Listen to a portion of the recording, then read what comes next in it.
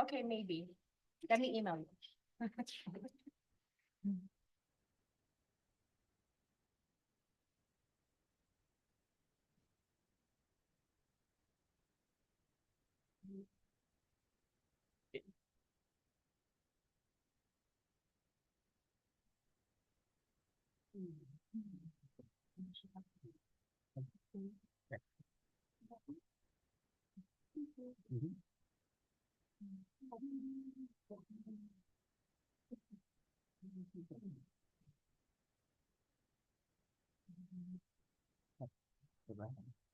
Yeah, that's what I did too.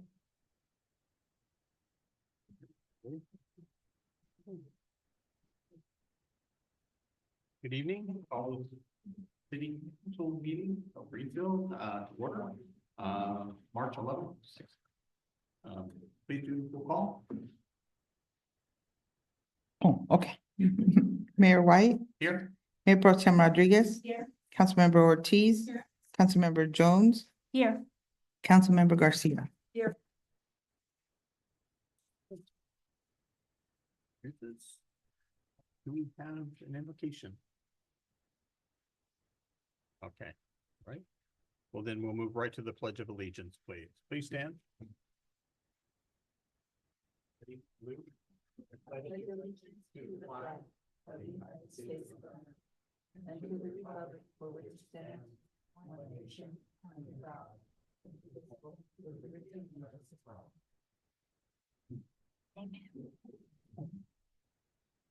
Right, agenda review? No changes, Mr. Mayor. We'll move to public comments. This portion of the agenda allows an individual the opportunity to address the council on any items not on closed session, consent calendar, or public hearings in the city council business. Under state regulations, no action can be taken on non-agenda items, including issues raised under this agenda item.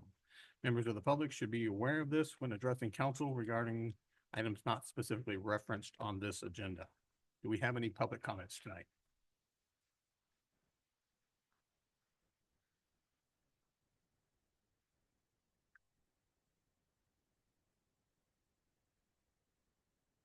My name's Alan Pantoja, been a resident for Greenfield my whole life. Was wondering if we could do something with ordinance or city policy of having hens in the backyard or something. I had the resource officer or service officer show up saying I got till tomorrow to get rid of 9 hens I have. Do with pricing and the economy and everything. I mean, it's helpful to have them, comes out cheaper than going to the store and buying egg whites. So that's just my take on it. See if there's something that the city could do to allow us to have them or some kind of middle ground. Okay. All right. Thank you very much for your comments. Appreciate it. See one hand raised. Beatriz Diaz. Hi, good evening, everyone. Hello, B. You know- Hello, B. Hi, I just wanted to let the council and everybody know that, I drive through 7th and Maple just about every day. Got grandkids and, practically I'm a chauffeur for them. And there has been a water hydrant that I have reported, for years to Mr. Wood. I have also brought this one on a public comment, and this is prior to 2023.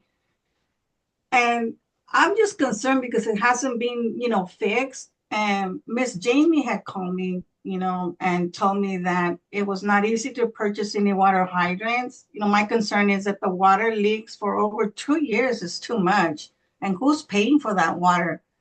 If we could get some for Pete Roach's camp around that area, I'm pretty sure we can get one for 7th, and Maple. And on another note, Councilmember Jones, I would ask you to please be ready to do your vote when the time comes. Review the last council meeting and you will see what I am referring to. Councilmember Ortiz, on your social media, you stated to anyone who may be tired of you this year, just letting you know, next year is going to be even worse. What did you mean by that? Are you referring to Councilmember Rodriguez because she became a mayor pro tem? You can't have it your way all the time, just as you have by sitting at the pro tem seat because of your little tantrum. Former Councilmember Martinez is gone. So what is your excuse now? And what do you mean by back to Greenfield, back to work? You hated even the Central Valley and the sweet smell of a new home, and Greenfield will always be your hometown. Are you living a 50-50? One major concern is that immigration is horrible right now. And I would like to ask you, where do you stand on immigration? On one of the articles in 2011, you stated that you became displeased with the new immigrants, Oaxacans, so you moved to Salinas. I can get you a copy of that article if you would like to. I'd be more than happy to get you a copy. Lastly, I would like to ask you to please, stay away from my family with your social medias and you're talking about my family. Everyone has a dark closet, and I'm sure yours is there too. I'm asking you to please, stop. I got plenty on you, but I don't play that way. Regarding your question whether I am jealous because your families are saints, I'm not jealous one bit, dear. Thank you. Thank you for your comments. Any other comments? Not, we'll bring it back to city council for comments. Councilwoman Jones? Not much today, but I am working with Jesus on having a Easter hunt for the special needs kids. So we are hoping to partnership with Special Kids Connect, but I will bring more information as it gets closer. Thank you. Yes, so I want to shout out to the Public Works again. After the rainfall, they were out there cleaning the drains and making sure the water was flowing at the different intersections. Sometimes we don't see them doing their job because they're either in between the cars or in raincoats. Or we just we're not around. So I was really happy to see them out there. These people work quietly and just go about their job, and they do a great job with that. And then the same thing with the alleys. Not that I'm monitoring them, it just happened to go by a lot of alleys, I guess. But I saw them, the pickup truck with the little trailer and an employee in the back spraying down the weeds and making sure that they stay clean. I mean, our Public Works is doing a really good job on our streets. I know that that we hear a lot about the infrastructure and when are they going to do this? When are they well, they're doing it. They're out there doing it. So I really appreciate that. I visited the gazebo on Saturday. Lots of food trucks, lots of vendors. It was a good group out there. We had the great weather for it. So we were able to pick up some enchiladas for lunch and banana and strawberries for the kids, and even I bought a couple trees to plant. I also visited El Camino Variety Store. It's one of my deals is to try to visit as many of our shops as possible. Mayor, you said that we should do what we can to promote the businesses there. So one is to find out who's out there. Turns out El Camino Variety Store happens to sell the brand of shirts that I always went down south to buy. So now I don't have to go down there. And I'm not going to tell you the brand because they're not paying me yet. So it just helped me. I also went to see the Cultural Arts Center and the college computer class that was going on there. I was wondering if there was anything that has anyone ever thought of. I know we don't have a Chamber of Commerce, but if we could just highlight some of these stores somehow, the shop of the month or the store of the month, and maybe reward them with like a token of a gift card of some sort to help promote their storefront, whether it's their windows, displays, or the awnings, or something that we say, thank you for taking care of your shops. And And then the rest of the time I just been studying decision-making because a couple weeks ago, I was really tormented on having to make a decision. So I decided I'm going to do some studying, do some homework, and my little 4-year-old grandnephew wanted me to watch Blaze and the Monster Machines with him. And I said, I will as soon as I finish reading.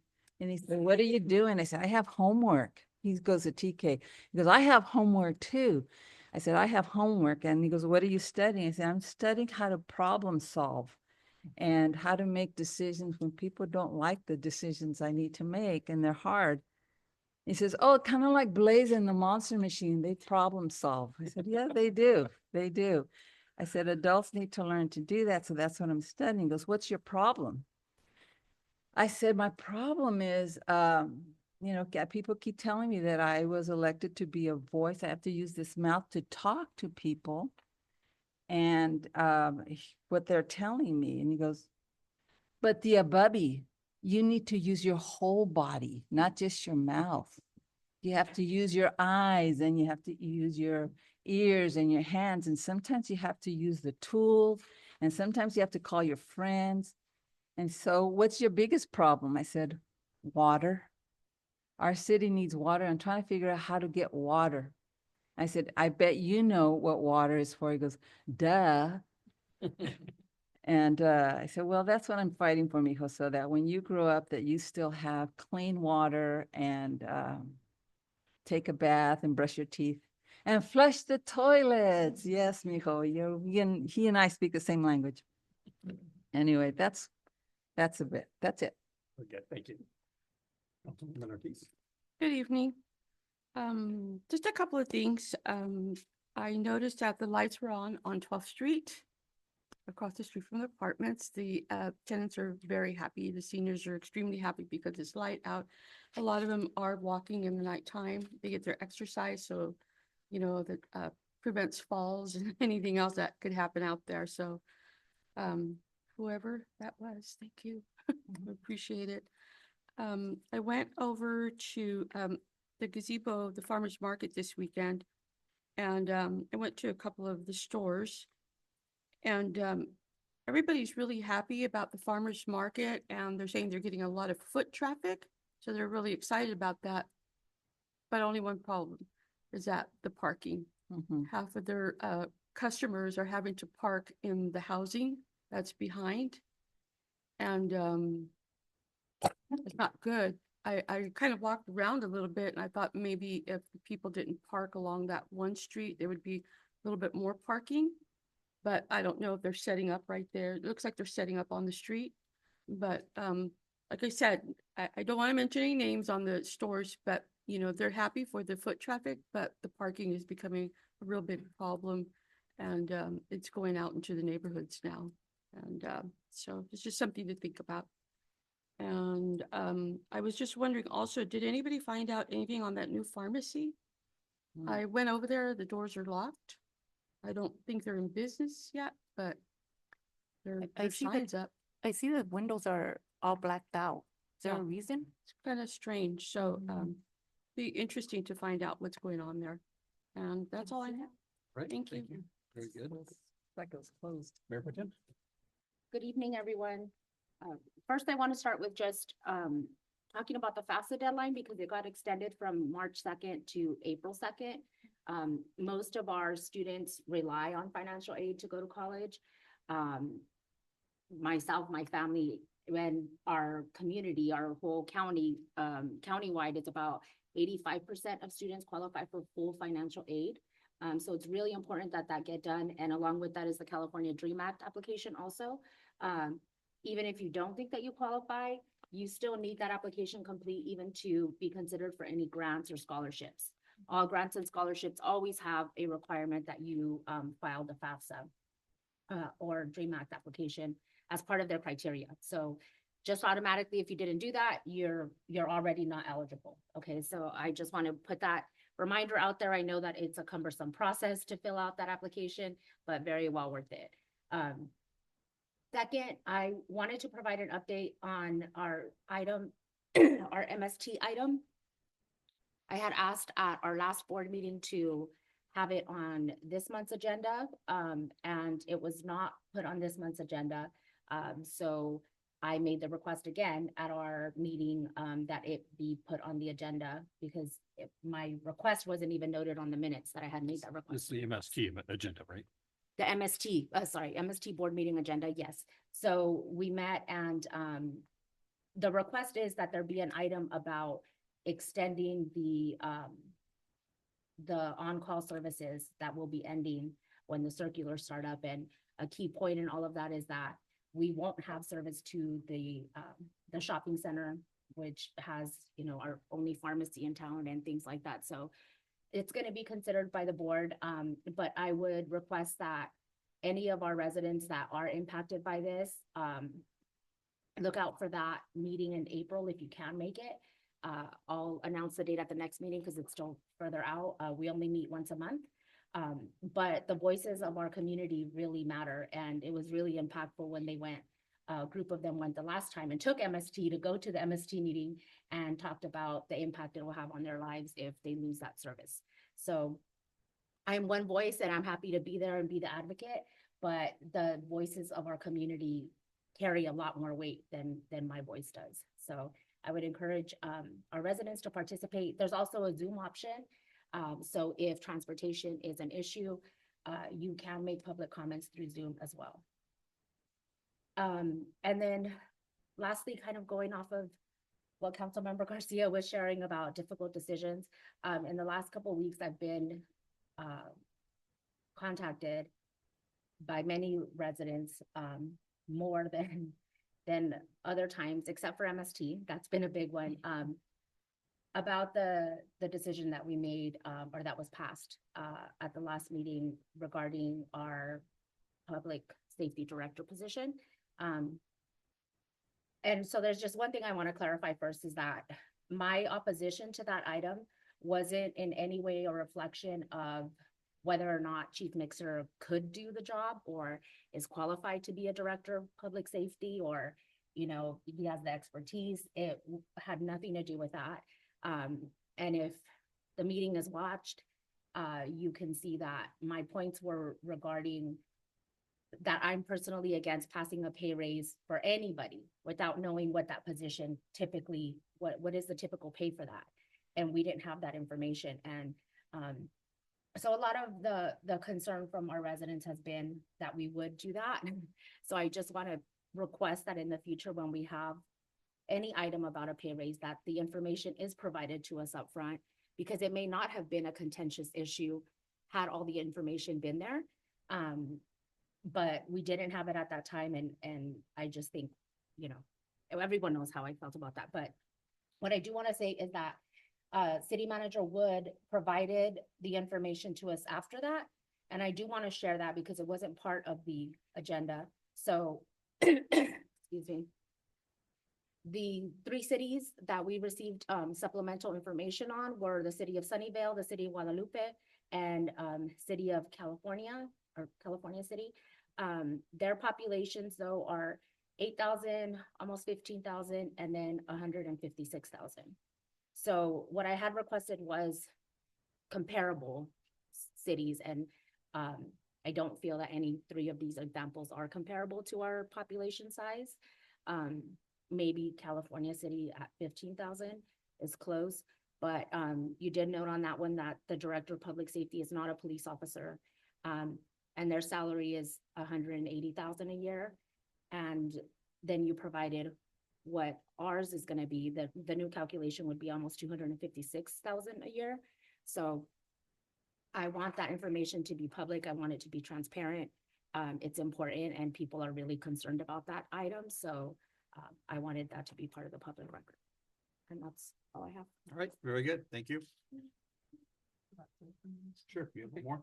I'm sorry, I have some dates here from the Wonderwood Ranch for the council and for our chief and captain.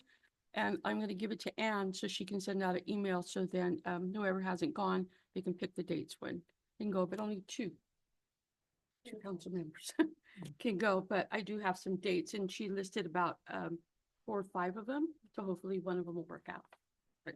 Very good. Thank you very much. I have a few items. Just wanted to announce that I'm now the representative on the 3CE Board of Directors, representing the cities of Greenfield, Soledad, and Gonzales. 3CE is Central Coast Community Energy.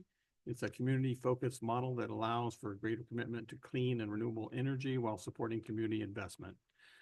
They're responsible for fair rates and equitable access to clean energy.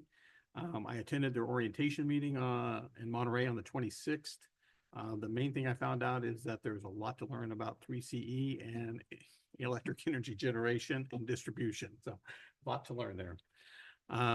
Basically, 3CE purchases the electricity and invest in clean energy production and projects. The 3CE operates from Santa Cruz to Santa Barbara, and then PG&E is in charge of the distribution and the billing for the power. So, I'll bring back more when I learn more. So, thank you. Remind everyone about the City of Greenfield's intern project. Jobs full-time and part-time are available in many areas of the local government. These are paid positions, get paid and learn at the same time. Applications are available. You must be ages 18 to 24. It's proved to be a great opportunity for a lot of the young people that have gone through that program. So please sign up. The gazebo market is now open, as a couple people have mentioned. My wife and I attended on the first weekend, and if you're not a regular attendee, you should really check it out. So a lot of good stuff there. Great social time too. And remind council, we just got our annual cyber and anti-harassment training notification. We need to complete our training by April the 4th. This is to satisfy our insurance provider. So complete yours as soon as you're able. Right. We will now move to consent. All matters listed under the consent calendar are considered routine and may be approved by one action of the city council unless a request for removal for discussion or explanation is received prior to time council votes on the motion to adopt. I will open up consent calendar for public comments.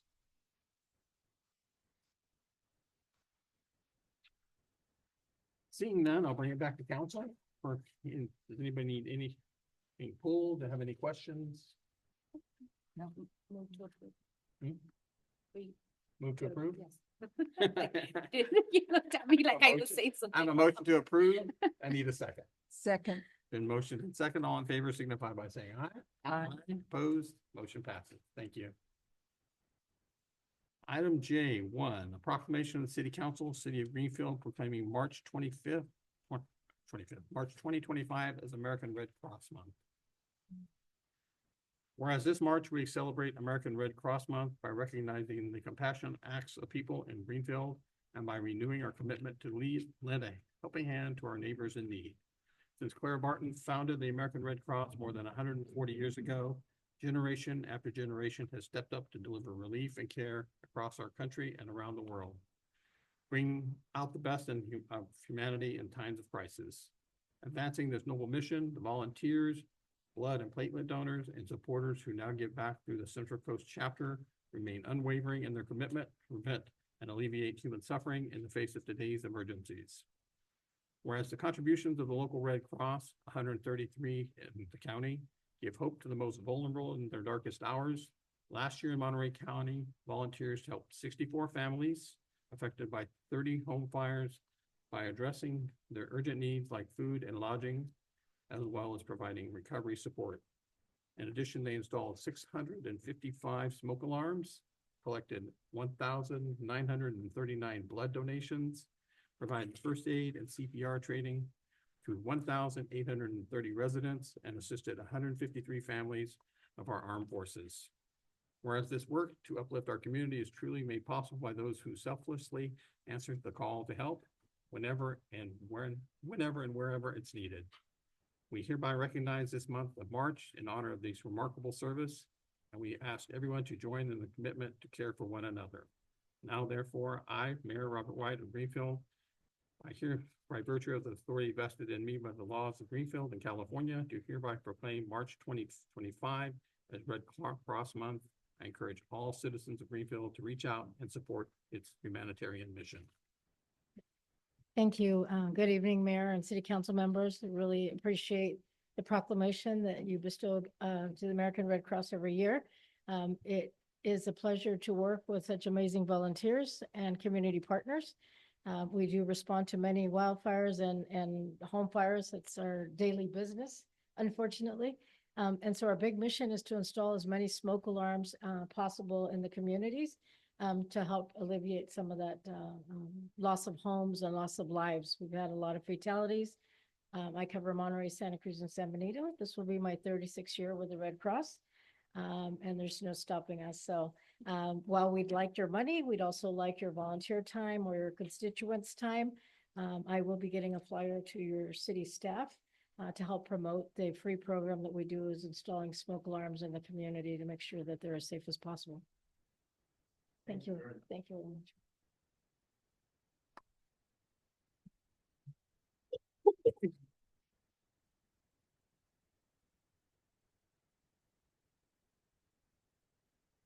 Thank you for all that you do. I see you at the various functions around the community, the night out and at the senior social. So thank you very much for coming out and participating in our community.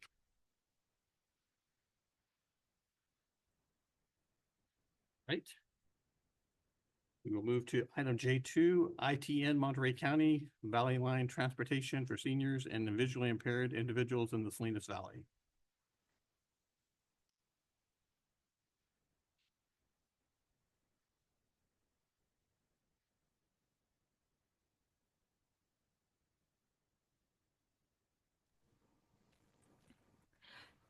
Good evening. Hi, everyone. Jessica McKillop, Executive Director for ITN Monterey County.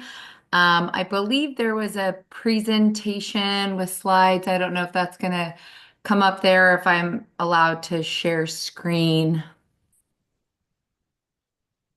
You can go ahead and share screens.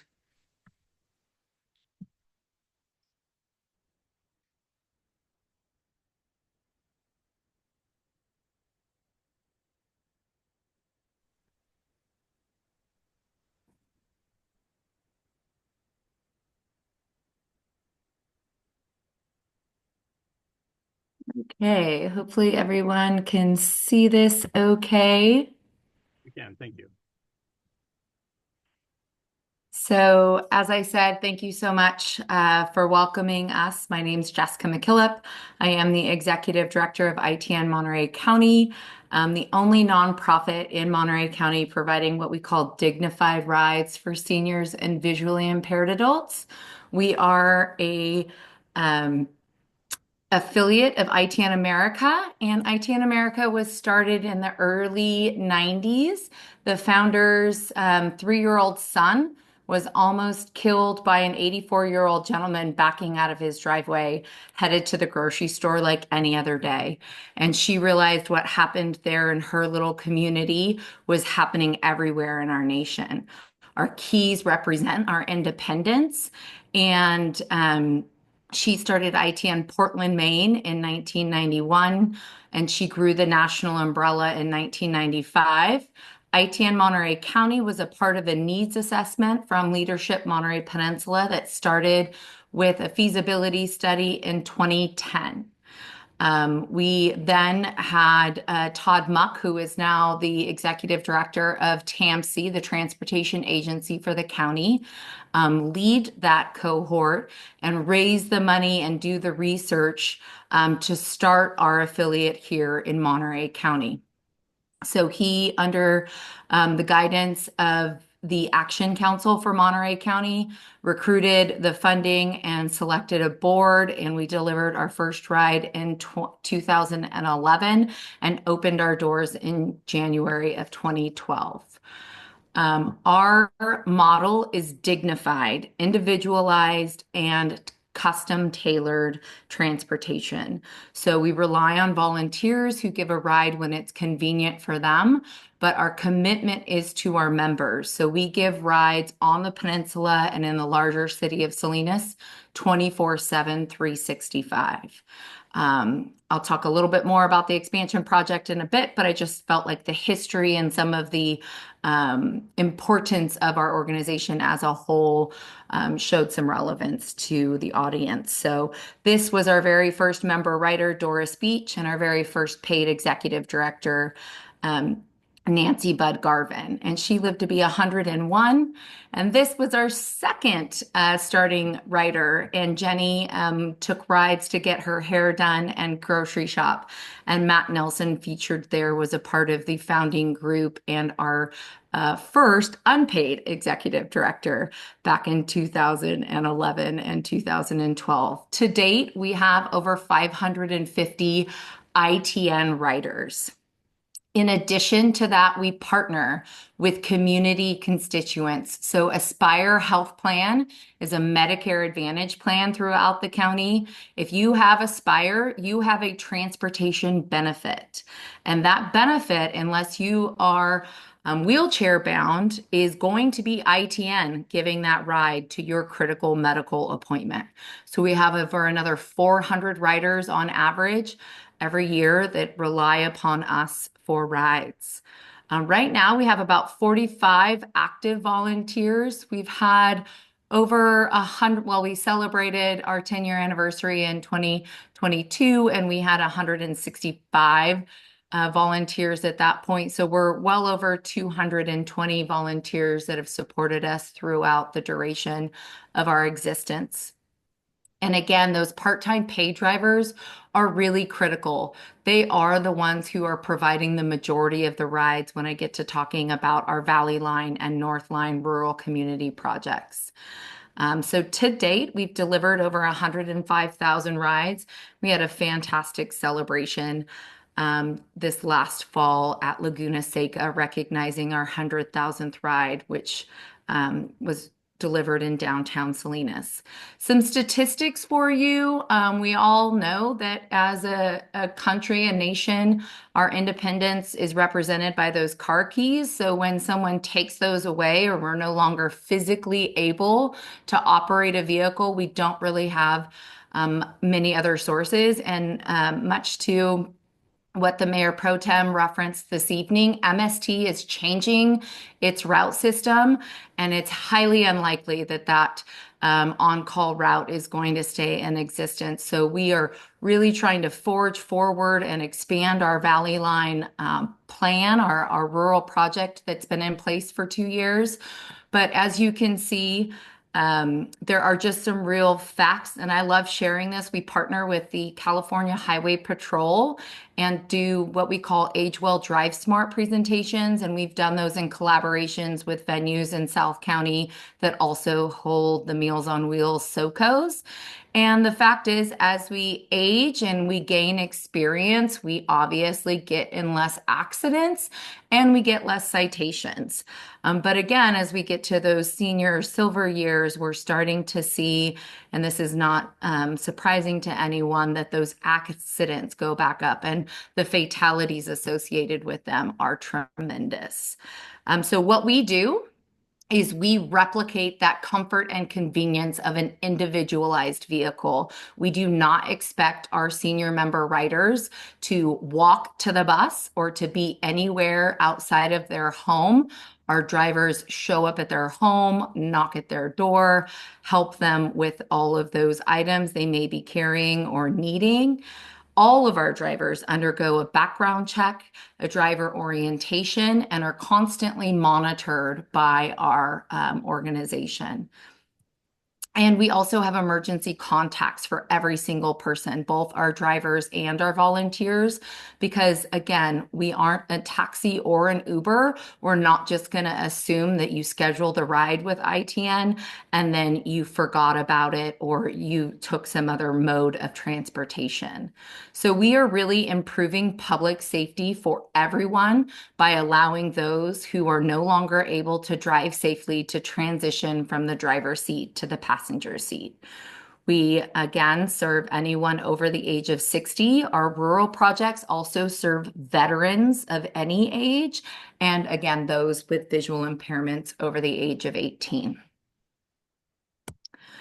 So in our affiliate service area, the larger city of Salinas and on the peninsula, the service model has always been that folks set up what we call a personal transportation bank account.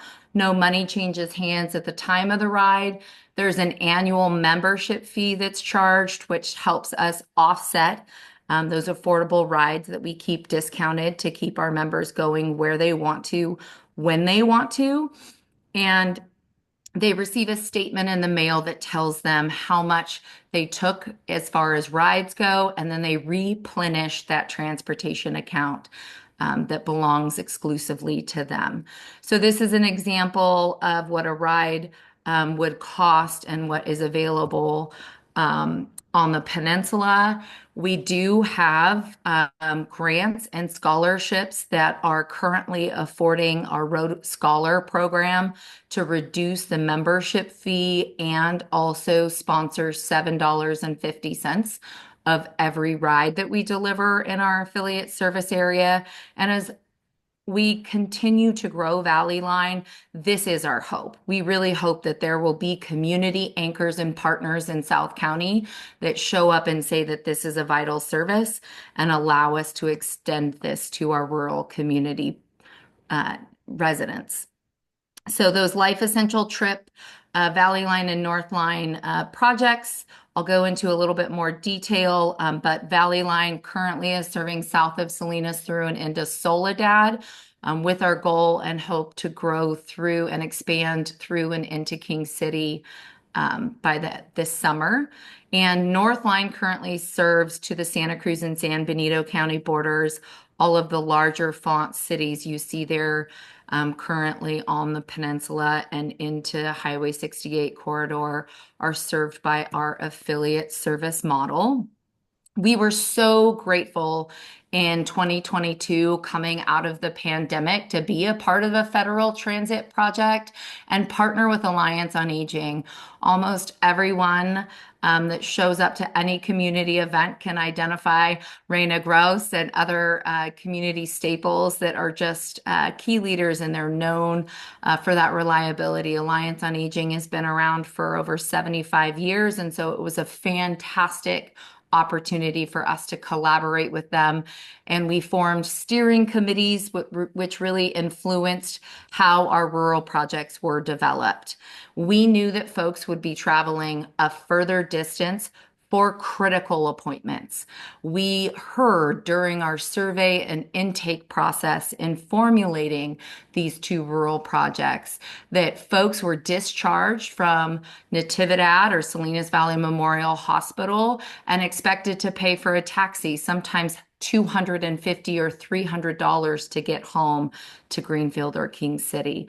Other folks will spend all day on the bus traveling to a critical appointment to get to Ryan Ranch or even Salinas. And then they're only in that doctor's office for 35 or 45, maybe an hour, unless it's a surgery or a procedure, and then they spend the rest of their day traveling home. So as you can see here, it was critical with forming this project that it was a flat rate, and based on exactly where they were going, our Valley Line project could identify what the cost would be. But again, no money changes hands at the time of the ride, so they are expected to set up that transportation account and pre-fund those ride credits in advance. Some successes that we had were launching those projects. So to date, we have over 40 rides or 40 riders. Those are private riders, in combination with Aspire Health Plan being the majority of them, you can see there on the slide. And North Line has definitely had a little bit more volume or success, if you will. But I think that really has to do with there being more residents that qualify and can benefit from this service living south of Soledad. And here are a couple of photos from the launch, and that was at the Soledad SoCo in July, and we were just so grateful for that collaboration. And both Mayor Ana Velasquez and Mike Labar from King City supported the steering committee in developing this project. So a shout out to them for being champions in ensuring that we really understood what South County residents were needing. Of course, our critical component is volunteers. We are sending paid drivers from Salinas currently to fulfill about 70% of the ride volume in Valley Line, and that is extremely expensive for us. So our growth model and our intention to expand is critical that we have volunteer support. The beauty of being a volunteer is not only do you get to support your community, but you get to meet fantastic new people. You get to volunteer when it fits for you, and you also get to earn mileage credit for your future or pay that forward to a friend or a family member that could benefit from rides. And we do also reimburse for occupied mileage, the time that our rider is in the vehicle. We also encourage folks to know that if you have a vehicle sitting around collecting dust and it's no longer something you are able to afford to keep, or you want to turn that expense and liability into an asset, we will sell that vehicle for you. I say as long as it's running and registered, I can get money for it in the community. We handle that entire transaction and then place that credit as cash on your transportation account with ITN to take rides in Valley Line.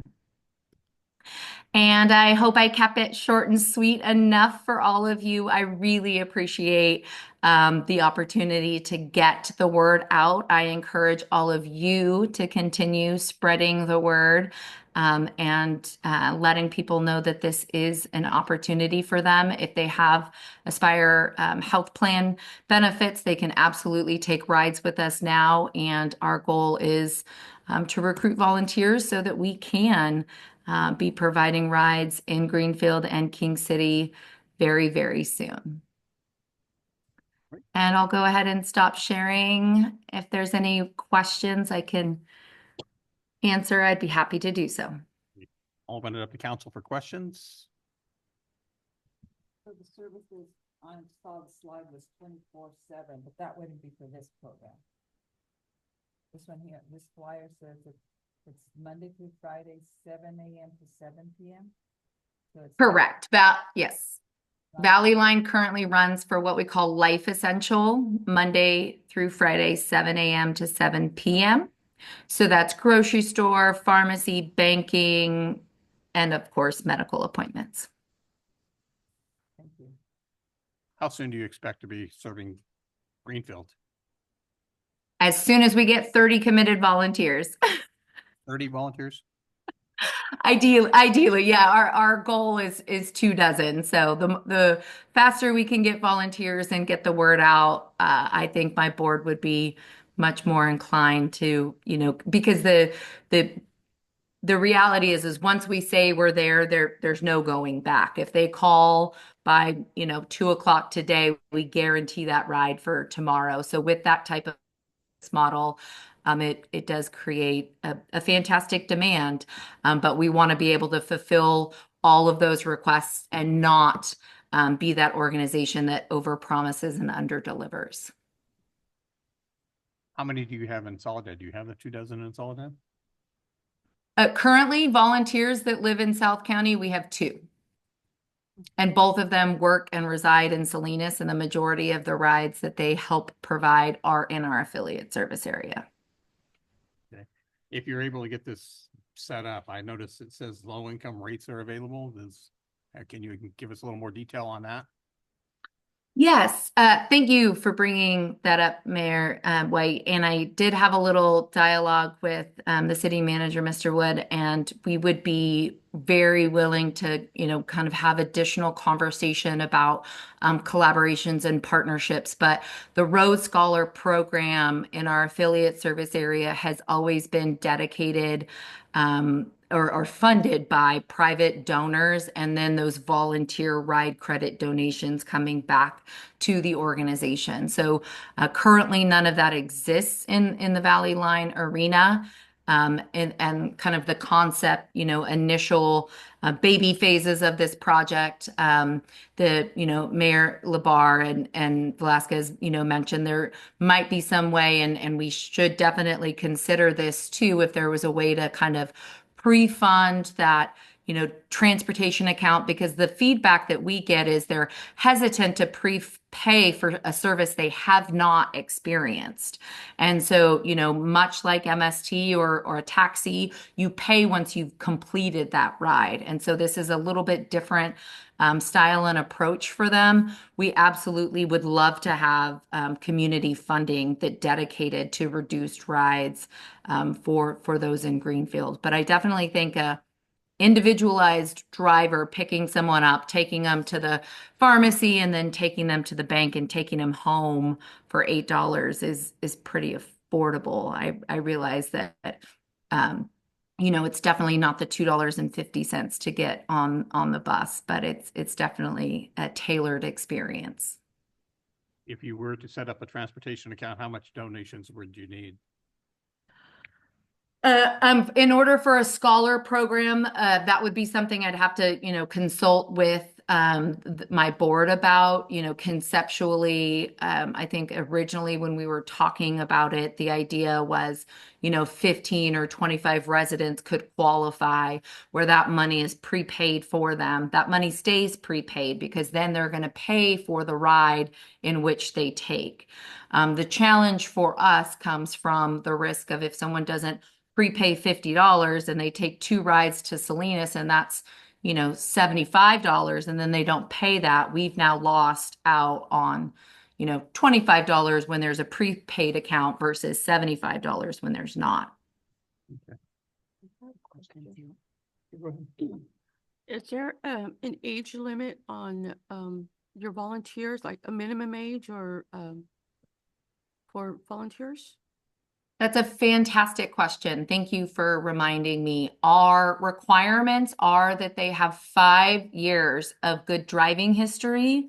They cannot be someone who typically is under the age of 21. Our insurance won't allow for that. And they can have no major moving violations. They must pass a background check.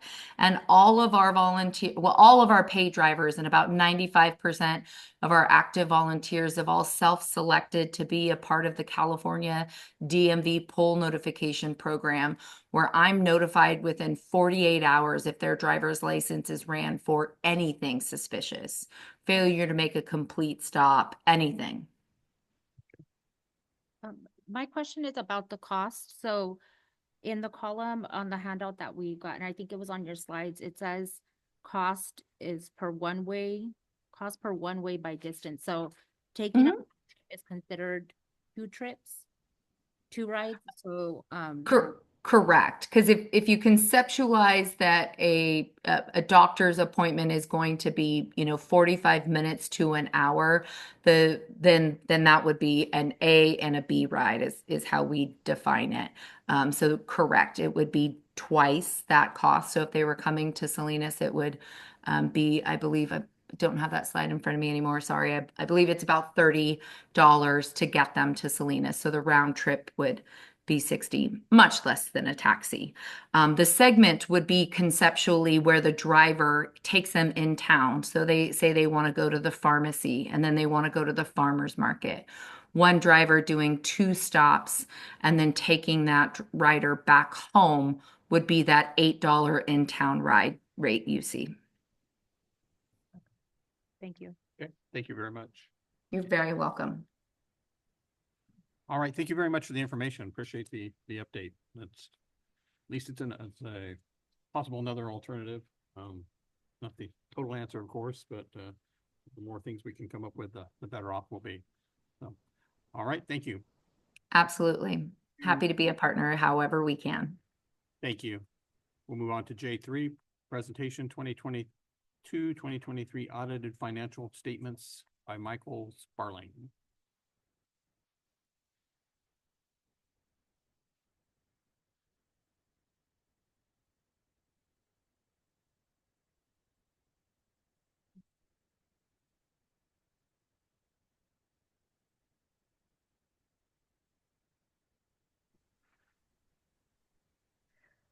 Hey everyone, I am Garima. I'm just covering from my colleague Michael. He had some emergency, so he couldn't be here. But I'm one of the auditors, and if I get a permission to share my screen, I have a small presentation. You can go ahead and share your screen.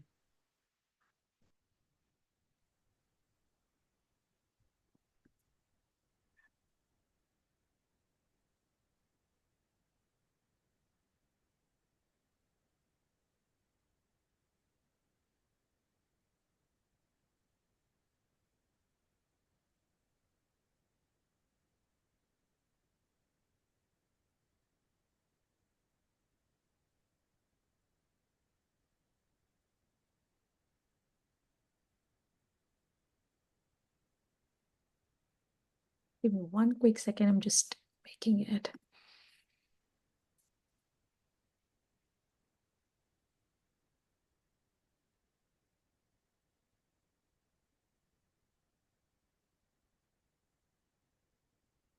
Awesome.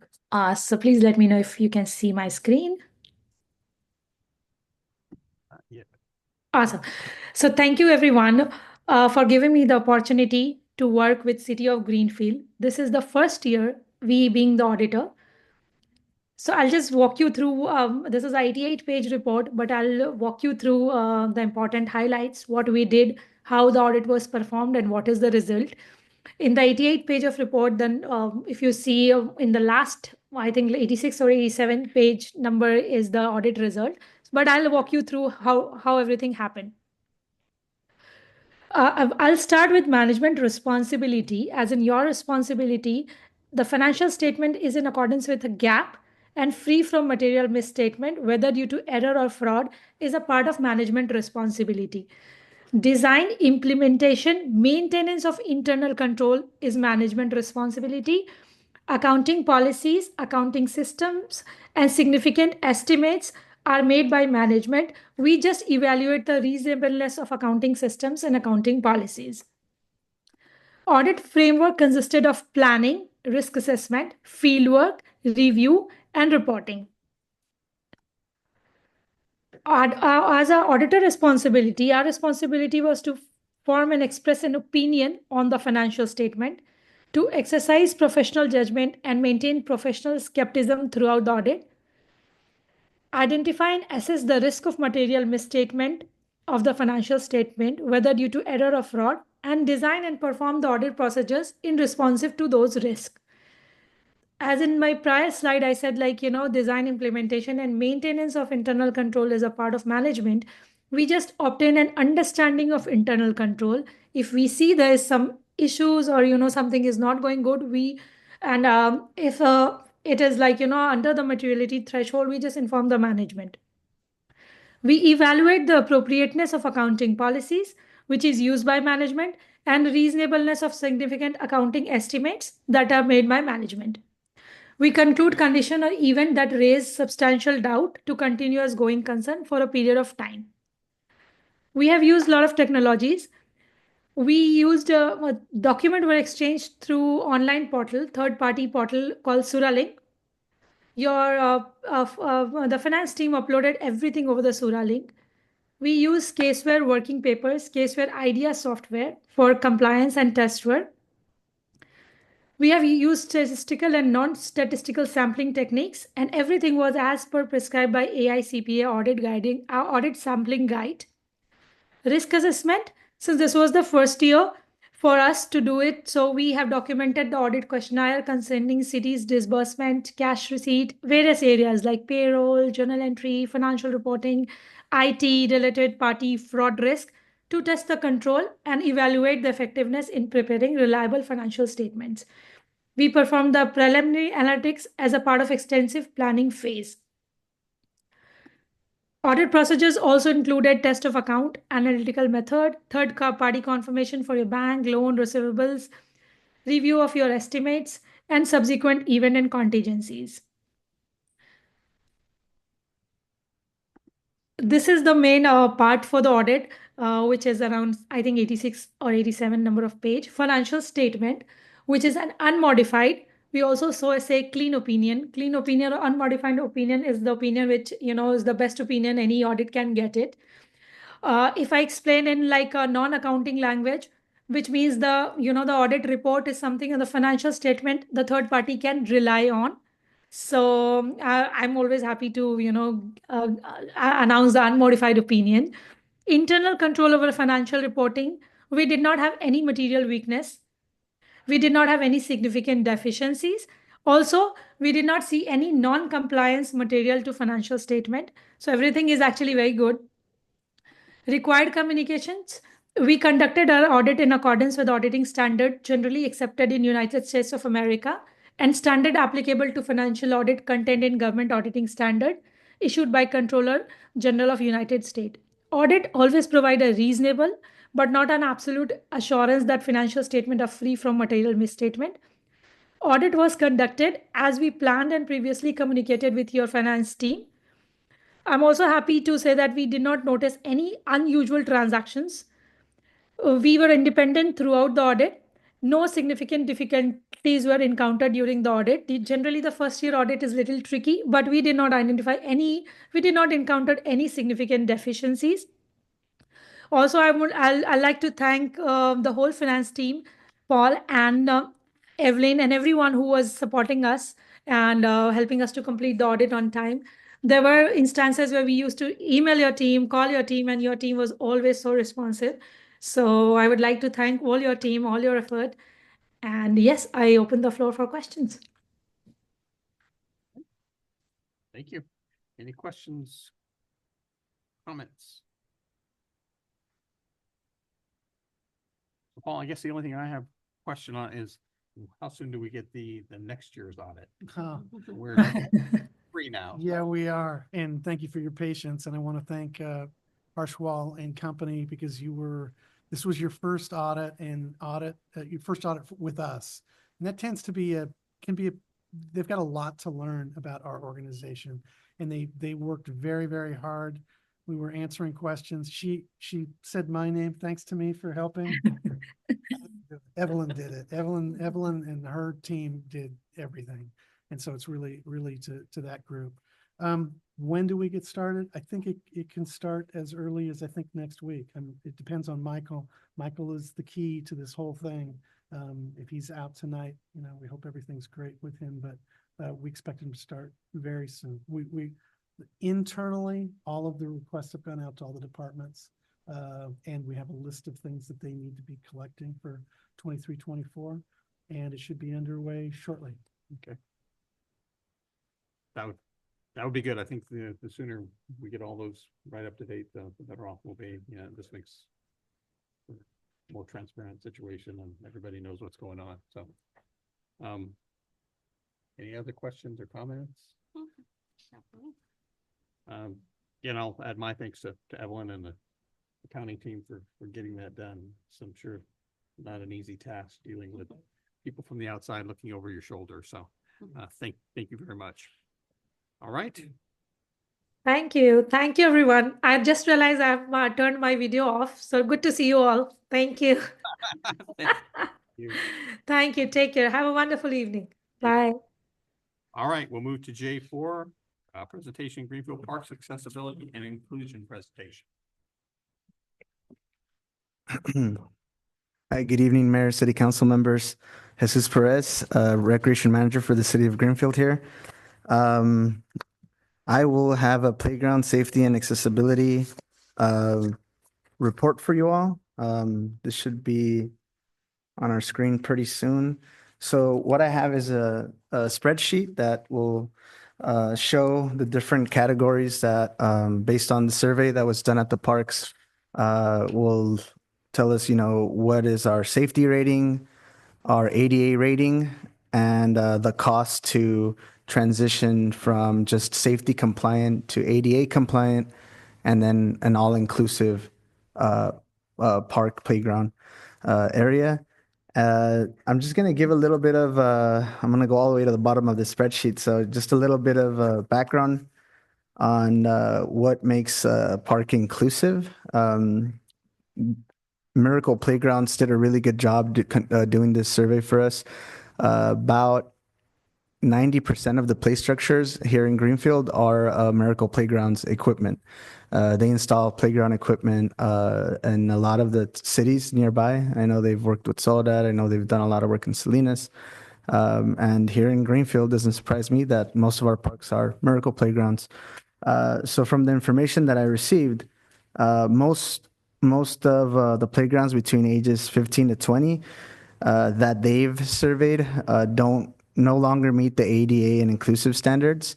A lot of our parks here in Greenfield are 15 to over 20 years old.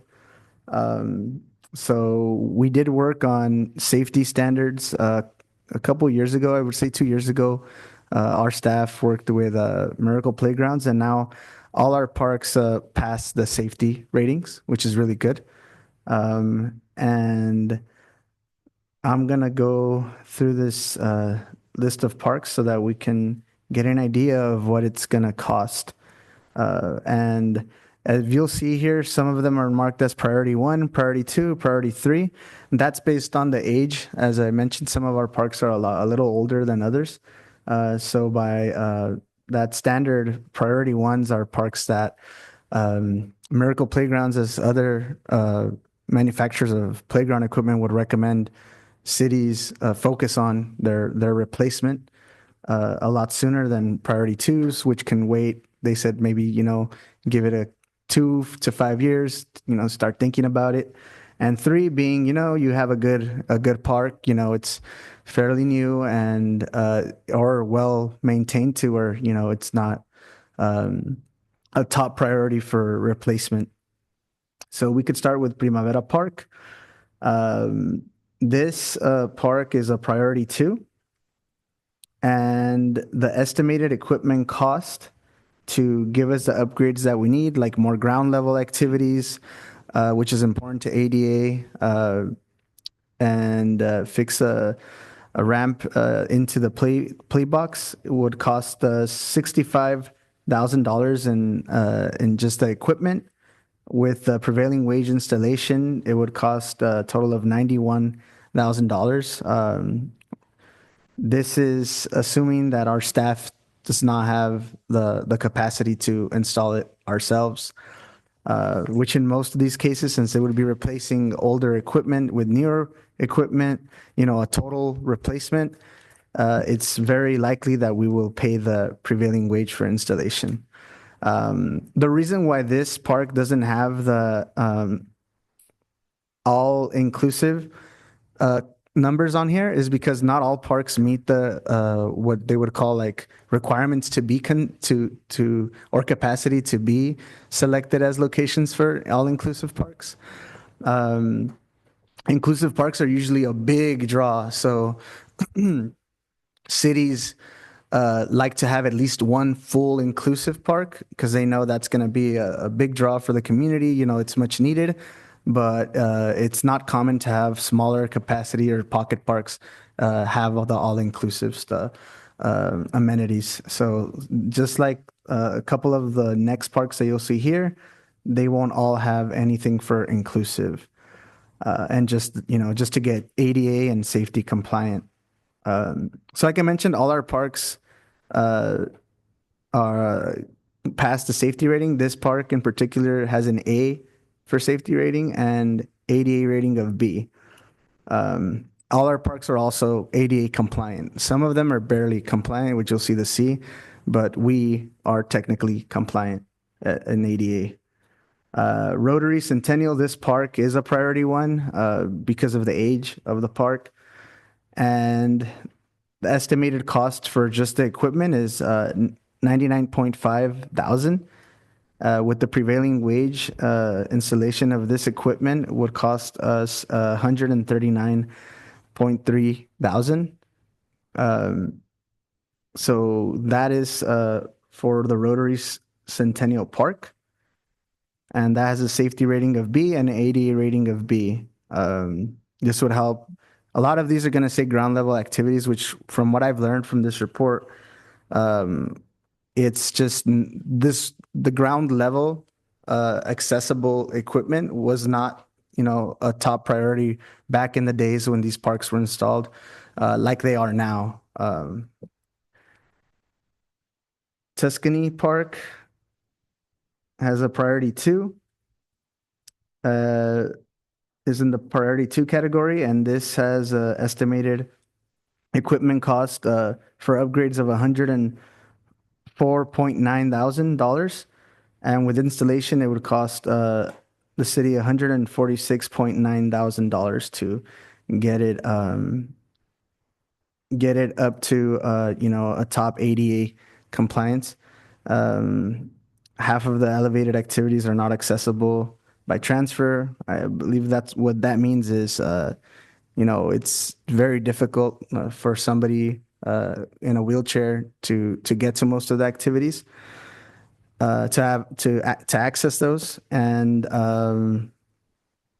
it's a low EWF, which I'm not too sure what that is low at the transfer to the play box entry. Jamie, do you know what EWF is? Yeah, I don't think that is wood fiber. The wood fiber, the little wood chips that are in the park. That's what that is. Yeah, which is very common. So a lot of these are gonna have the wood fiber thing, which is very common. It's the wood fiber moves from place to place. Sometimes ends up on the grass. All right, the next park would be Fifth Street Park. This park is a priority 3, which means it is not it's in fairly good shape.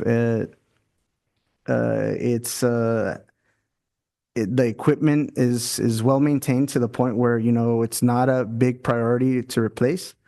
This is an estimated cost to get it to tip top shape would be $65,000, $26,000 for the installation of the equipment, and $91,000 in total cost, roughly. It would add these improvements would include adding ADA compliant transfer points, topping off the wood fibers, and adding a variety of ground level activities. The next park would be Apricot Park, and that is another one that's listed as a priority 1. This playground upgrades would cost us $104,950,000, and with the installation, it would cost us a total of $146,900. The safety rating is a C, ADA rating is a C. As you can see, priority 1s usually have the C grade or an older play structure. And it says here that we would get missing tensile tower climbers, swings and chains, and add way more ground level activities, fix the ramp into the play box, and top off wood fiber. Baywood Park is a priority 2 park. This would cost us $175,000 in equipment cost and $70,000 in the installation fees. Grand total just to get to top ADA compliance and safety ratings would be $245,000. And this one does have the inclusive section, which adds more to the cost. This is because they identified Baywood Park as a good location where it would make sense to have an inclusive playground structure because of its capacity, and I believe just the location. It's a location where it would benefit the community, and people would have access to inclusive playground equipment. That would cost us $325,340 if we went full inclusive, because it adds $80,340 in the unitary surfacing, which is the rubber surface that would replace the wood fiber that we have, or we would put artificial turf. So that fake grass is that would make this park full inclusive, along with the inclusive and ADA equipment. Barolo Park is a priority 2. Has a safety rating of an A- and a ADA rating of a B-. This upgrades and equipment would cost us $65,000 roughly, and a total of $91,154 after the installation cost. More ground level activities, like I mentioned, that's the big one for all our parks. Um, Now, this next one is the Greenfield Community Park. This is the park on Third and Apples. Our second is what would be considered our community park by size standards. So like Patriot Park and the Greenfield Community Park on Third and Apple are both community parks, which is why it's no surprise that this is also a park that they were looking at, like to potentially make more inclusive, making it full inclusive. I believe that the reason why they didn't want to go with this is because they said that, you know, this technically has some inclusive activities already at the park.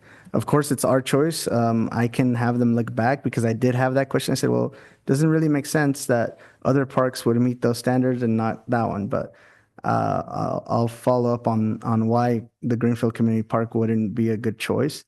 But most of the repairs and replacement of equipment would cost us $113,000. And with the installation fees, it would be $158,452. That would help fix the water pump that's on there and rock climbing amenities that need repairs. And like I mentioned, it's a priority 3. They think this is, you know, not a top priority because of the condition of the park equipment. Then we'll go on to Vintage Park, which is about a block away from this park. This is a priority 2. The cost for equipment is $175,000. With the installation fees, it would be $245,000. And this one is one of the parks that they did recommend that we can turn all inclusive. And with all of that included, it would be a total of $321,200 and just needs more ground level activities from what they said. Patriot Park is also a priority 2. I know we had some equipment repairs done, which helped with that. So now it's a priority 2. And the cost of the equipment would be $175,000. And to install all that equipment would be $245,000. And Patriot Park, they said it would make a great location for an inclusive, all-inclusive playground because it has a really high capacity for, you know, visitors. There's a lot more parking structures there, access to restrooms. The cost to turn Patriot Park into an all-inclusive playground for the community would be $900,000. Going on to the last one, Tyler Park was labeled as a priority 1. The cost for the play structures would be $97,000, and the installation fees included in that would give us a total cost of $136,000. They would fix the ADA entry play box and add more ground level activities. So ground level activities is very important. Like I mentioned, most playgrounds between the ages of 15 to 20 years old do not meet ADA and inclusive standards. This is common with a lot of other cities. Another thing that I asked the Miracle Playground staff was, you know, are we the only city that's kind of going through this, that we're trying to transition? They said no. They said this is a big thing that's gotten the attention of a lot of different cities. And in the past 5 years, inclusive design has become a standard for park planning. And depending on the size, cities are planning on having one all-inclusive park. And if they don't have one, just like us, you know, they're planning on having at least one developed in the near future because there's a big demand for that. So this would be my presentation. I'm happy to answer any questions that council might have. Thank you. Is this all the parks? So I, I think that there might be one missing. By my house. Parkside. Yeah, I think we're missing Parkside and they said they couldn't find it. They're like, we couldn't find it. And I said, okay, well, I did ask them which park, I did mention to them that the Vintage Park is very similar in the amenities that Parkside has. Which is very interesting because they're both on the opposite side of town, but they have a similar design. So just off the top of my head, I would say that it's very likely that what the grading is for Vintage Park would be the same for Parkside and the cost, but I'm going to follow up with them because we do want to include this on this spreadsheet so that we know as staff and as a city, what is the cost? What's the accurate cost? So I could come back with that if needed, and I'll send the updated spreadsheet with Parkside. So I do have that on my notes for Parkside. Oh, it's a nice park. Yeah. Mm-hmm. Have the wood chips. Mm-hmm. Yeah. Any other questions or I comments? was gonna ask if we could get your report. Oh, yes. You can send that to us. Yeah. So what I'll send council will be the spreadsheet and also the full playground and accessibility report. Yeah. So I'll have all that emailed to council.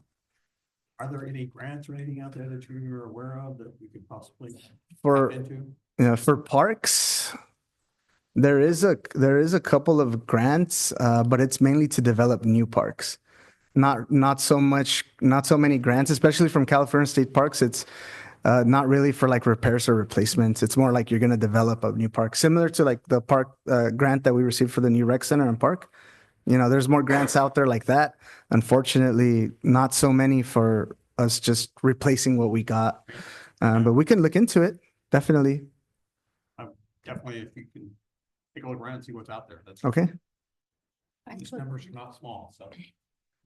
I have a question about I think it was the community park, the newer one that you Yeah. mentioned that it said like the rock climbing stuff needed to be, there's repairs that are needed.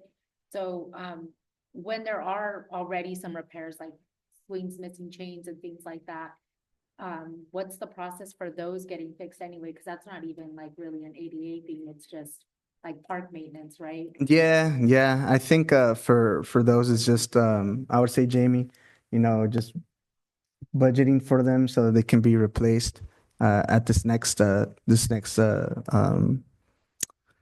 financial year that's coming up and getting those replaced. It shouldn't be too much. Now these numbers are like for full on revamp of our parks, which is needed based on the age of our playgrounds. But yeah, that is something that I'll work with Jamie on getting those parts repaired, which is good because they identified a lot of important information. Like I said, in detail, it'll be on this report. Yeah. Thank you for putting all of this together because it's a lot of information. I know took some time to get all of this together, but I do think it shows how important it is and how behind we are in needing to make some updates. So I don't know, where do we go from here though now, Paul, to actually take action and try to move in the direction of I think making council- some Yeah. upgrades? Yeah, so I think council needs to decide what they want to do. So we've got a budget cycle coming up July 1, so we'll be working on that the next few months. I think it's going to be up to council to decide what they want to do and how fast they want to do it. I could ask one more question. Yeah. Jesus, so the new recreation center, that's going to have a playground. Can you tell us a little bit about that? So our new recreation center will have a all-inclusive park. So it'll check all these boxes. And in the meantime, I guess that is something to consider, that we will eventually have at least one full inclusive park when the new recreation center and park is developed. Yeah, so that's something that we will have. That's part of the grant requirement, actually. When we submitted the grant, we said we would develop an all-inclusive park. Yeah. Is there such a thing as fundraising for, I mean, maybe this is not the time to talk about it, but have we ever thought of doing some sort of big fundraising event specifically for something like this that the public would really like a big, just parks? I don't know. Not that I know of. I mean, I haven't seen anything, nothing to that large degree. I don't know. either. It's not out of the question, of course. It's a thought. And I just wanted to highlight that these are estimate costs because any one of these projects likely has to go out for either an informal or formal bidding. All right, gave us a lot of information to digest and think about, so. So thank you following very up on much. Mayor Pro Tem's question, I think there's probably two ways we can go about it. If council wanted to give staff direction as to what to do moving forward, you could do that. We could put an item on the next agenda if you wanted to do that. Otherwise, another option would be consider it at the budget, because we're gonna have public workshops related to budget. We're gonna have lots of discussions related to CIPs and so forth. So we could do one or either of those. So can we get kind of direction at this point? Yeah, I would say direction to come back with. Yes, yes. So I guess the question is, would council like us to come back before the budget process to talk about this? I think before the budget process, I think you give us a little time to digest all this information, Yeah. but yeah, definitely before the budget process. Okay. I think. So we'll talk individually about where we are with that, and we'll get staff input as to where we could go and how we put that together in the next 3 weeks. Maybe kind of develop Yeah. tentative plans. Okay. Sure. Okay. Thank you. All right. Alrighty, thank you. Thank you very much. All right, we'll move to item K1. It's a public hearing, adopt a resolution of the City Council, City of Greenfield adopting the 2020 Urban Water Management Plan. Staff report, please. Good evening, Mayor and City Council. The Urban Water Management Act became a part of the State Water Code with the passage of Assembly Bill 797 during the 1983 to 84 regular session of the California Legislature. The act applied to every urban water supplier that provides water for municipal purposes, either directly or indirectly, to more than 3,000 customers or supplies more than 3,000 acre-feet of water annually. The City of Greenfield provides water for municipal purposes to more than 3,000 customers and is therefore subject to the act. The act has been modified over the years in response to the state's water shortages, droughts, and other factors. A significant amendment was made in 2009 following the drought of 2007 to 2009, as well as the governor's call for a statewide 20% reduction in urban water use by the year 2020. This was the Water Conservation Act of 2009, also known as SB X7-7. This act requires agencies to establish water use targets for 2015 and 2020 that will support statewide urban consumption savings of 20% by December 31st of 2020. SB X7-7 required each agency preparing an urban water management plan to calculate baseline water use as an interim in 2015 and a final in 2020 water use reduction target. Under the act, the urban water management plan must be adopted by the governing board of each system and submitted to the Department of Water Resources. The urban water management plan must be updated every 5 years and years ending with a 0 and 5. For example, the 2025 update to the urban water management plan is actually due July 1, 2026.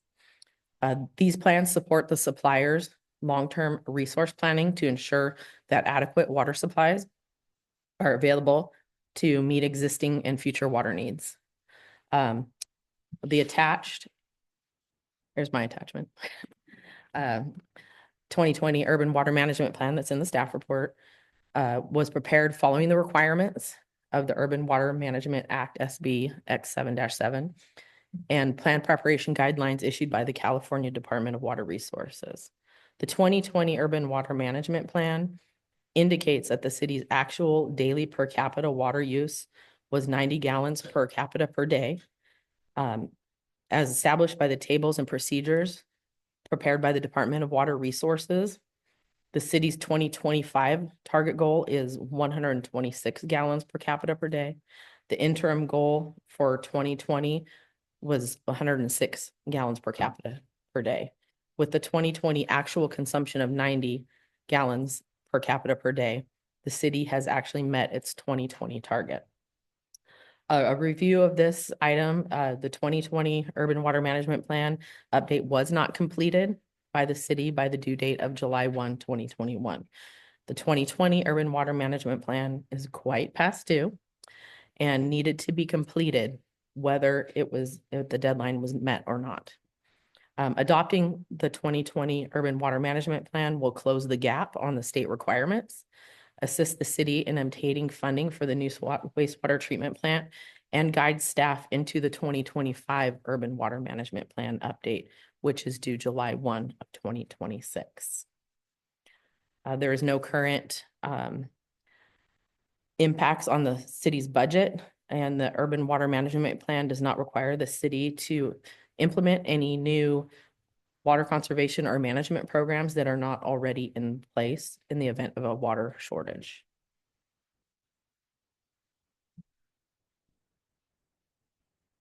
Thank you very much. I think I'll go ahead and open the public hearing at this point. Have anyone who would like to speak to this item?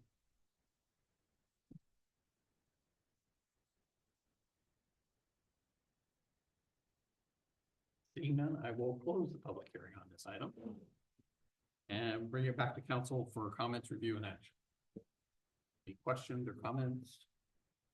So this is basically to help move our request for funds for the wastewater treatment plant forward, right? Check off that. That is one of the check boxes, but we did need to get this completed no matter what, because we were in default. The bonus is that it will help us in securing grant funding for our wastewater treatment plant as well. And I'm assuming whatever caused this to be in delays, something that's not gonna happen again. That is correct.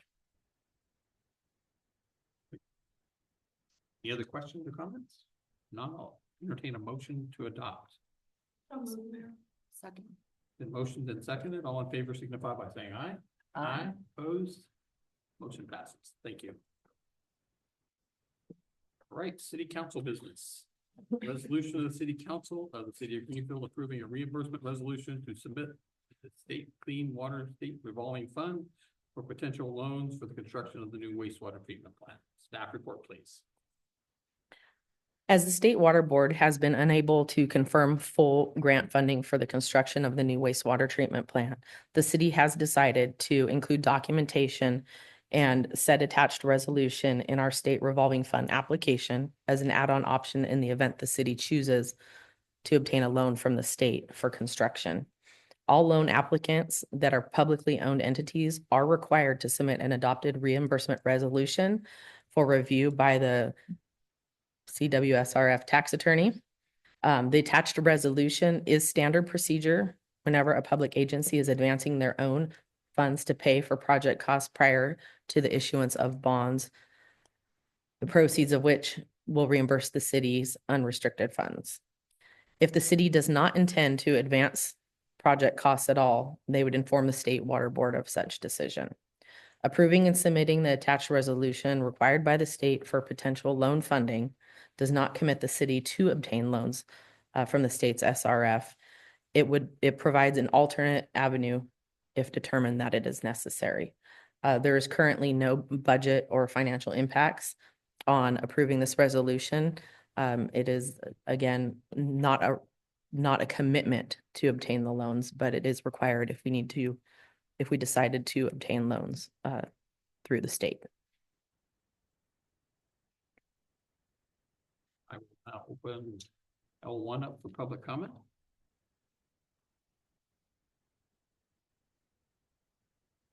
Anyone here or no hands raised? I'll close public comment and bring it back to council for comments, review, and action. Anything, right? I appreciate the input there. It's we are not obligating ourselves to do this. It's just Correct. opening an avenue. That is correct. Okay. All right. I'll entertain a motion if there's no questions. Move to approve. Okay. Move to approve in second. All in favor signify by saying aye. Aye. Aye. Opposed? Two passes. Thank you. L2, a resolution of the City Council, City of Greenfield approving an appropriation as a reward for successful arrest and conviction of those responsible for the hit and run incident on February 14th, 2025 on 13th and Walnut. Staff report, please. Thank you, Mr. Mayor. On February 14th, 2025, at approximately 6:45 PM, Greenfield police officers and emergency personnel responded to a hit and run involving a vehicle versus pedestrian identified as a 17-year-old Greenfield High School senior. The juvenile was hit by a vehicle as he was on an exercise run. The juvenile sustained injuries and required transportation to a local trauma center. The investigation determined the collision occurred outside of Greenfield city limits at Walnut Avenue and 13th Street. And as a result, the case was transferred to the California Highway Patrol King City office. Subsequent evidence located at the scene was consistent with the vehicle striking the juvenile and fleeing the scene. And the incident remains open and an ongoing investigation by CHP King City. There was a discussion at the last city council meeting on February 25th about the city of Greenfield offering a reward for information leading to the arrest and conviction of the perpetrator of the hit and run event. As you know, monetary compensation for information relevant to a criminal case is not always immediate, as the information received must be carefully corroborated by investigators. Lastly, the stipulations of arrest and successful conviction will apply to this case if council approves. Budget and financial impact, it's not specifically appropriated in the city budget for 24-25, but there are appropriations available in the city council community outreach expenditure account. If approved, city staff will charge this account. And the amount, if you decide to go forward, it's up to 5 of you to decide what that amount is. That's the end of the staff report. Thank you. Open this up for public comment.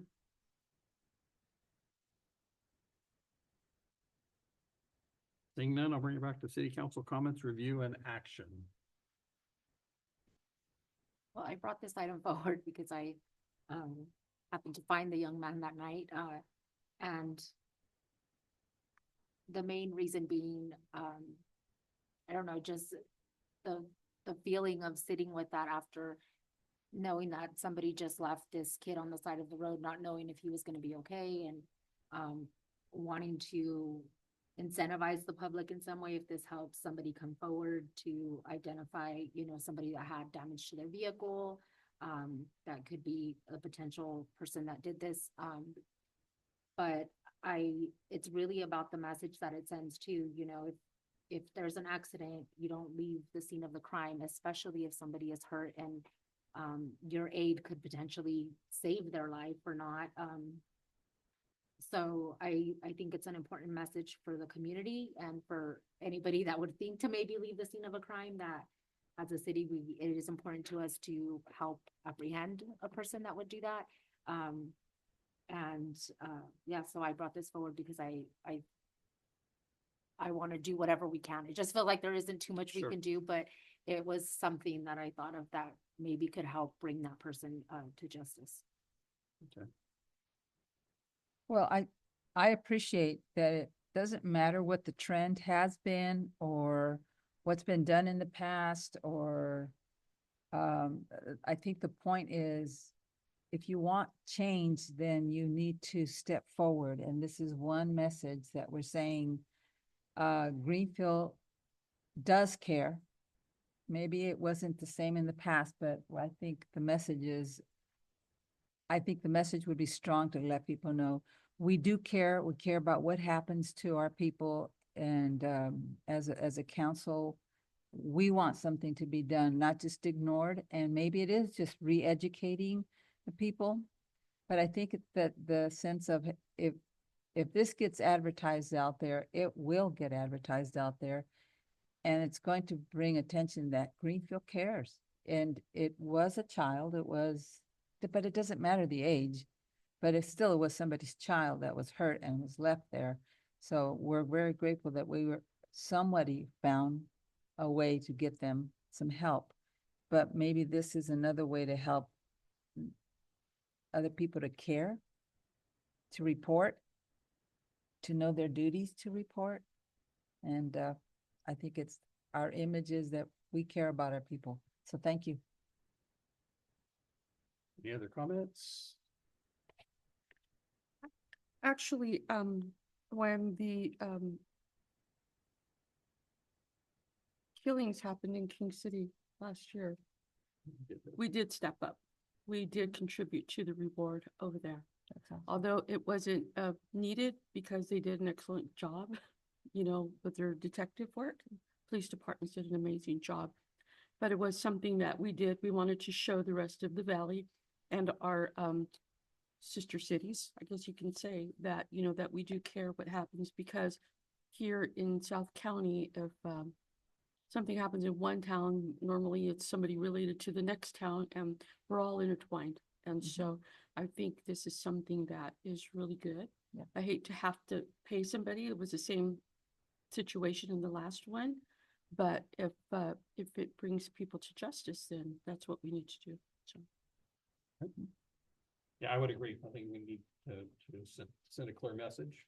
Does anybody want to throw out a number? What is a good number? Honestly, let's just. My initial thought was, you know, 500, 1,000, 1,500, somewhere in that range. But I mean, I'm open, so. What was in the budget? What numbers did you say, up to 500? Well, we don't have a number. Nothing, this was not budgeted for. So it could come out of, where I'm suggesting is the community outreach for the council. That's So, where the council makes donations for different Yeah. events in the community. Well, and there is enough room, you know, there's, I think the the re- number has to be something that people will look twice. If it's so small, but I think it doesn't have to be outrageous either, for at least to start with. But it does need to be a good number. What numbers? I think we did for King City. Did we do 4,000? I think it was 5. I think it was It was 5 5, as I well. think. But that was for, That was many a whole people. different. yeah. Right. Not that, they're all serious. Everything is serious. We added it Them to different. the pool that they had already Yeah. with the reward money. I don't remember how much they had at that point, but we passed adding 5,000. So what do you, since you brought the, what are you thinking? I think, I had mentioned to, City Manager Wood, like when this first came to mind. I mean, it was kind of like what we're discussing now, like, I don't even know what I would ask for. I just knew I wanted to do something. I do, you know, what you're saying, like, if it's a small number, people don't even look twice at it. But also doing this with the intention that hopefully we would get somebody and actually pay this out. I know we need to still be mindful that it's money that we need to pay out. So I would say, I don't know, maybe like 2,000. I would be comfortable with 2,000. I'm comfortable with All right. that. Somebody make a motion on that, or? So I would Proposal? move to approve this resolution and adding the amount of 2,000 to this Need a resolution. second? I second that. Been moved in second. All in favor signify by saying aye. Aye. Aye, opposed? Motion passes. Right, thank you. All right, we will be adjourning to closed session. Take public comments on closed session. I'll read the title first. Go ahead. City Council will meet in closed session pursuant to Government Code Section 54957.6, conference with labor negotiators. The agency designated representative is City Manager Paul Wood, and the employee organizations are Service Employees International Union Local 521, International Union of Operating Engineers Local Number 3, Professional Firefighters International Association of Firefighters Local 4656. Now public comment. Seeing none, then we'll go ahead and adjourn to closed session.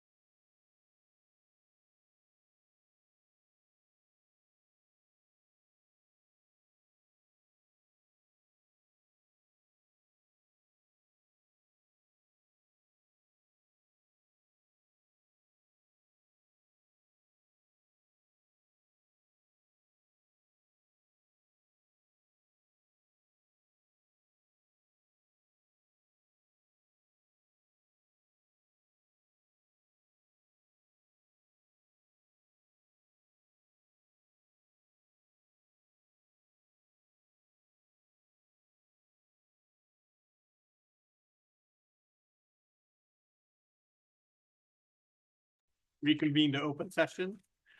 There was no action taken in closed session. We will now move to city attorney report. I just wanted to provide a quick update on the planning commissioner appointment municipal code amendments that were discussed at the last meeting. It occurred to me that because those amendments, or some of them are located in the zoning ordinance, they do have to go to the planning commission for consideration before coming back to council. So those will go to the planning commission on April 1st, and then you'll hear the ordinance amendment first two meetings in April, which I believe are the 8th and the 12th. Okay. City manager report. Nothing to report. Thank you. All right. Thank you, everyone. Meeting is adjourned. You. How you finish packing? I know.